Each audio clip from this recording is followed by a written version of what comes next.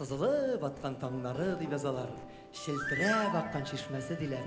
Hatta bir şitke ketip, öz avlundan ayrılıp, şitte turmuş kırıp jibersen, öz avlunun hav etip irip kalgan iti de bik kadirli, bik yakın buladiler.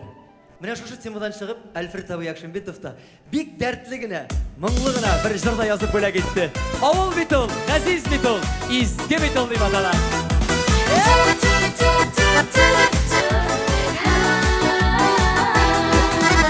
Sızılıplar otat tuğan yakının tağı, Bigirek yakın şanıga avılın şul şağı, Jillerine karşı hileyi giresin, Balaşak sokmakların irkelep süyesin.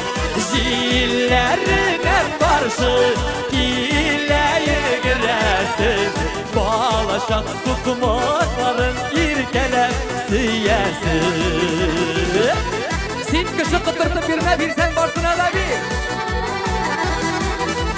Tuğup üskenliğiz yıraktan görünem, Şul melde göğelge şılım bir güle, Yeşevleri rehet tuğanlar bulgardan, Etideni soğunup balam deyip durgardan, Yeşevleri rehet tuğanlar bulgardan, Etideni soğunup balam deyip durgardan.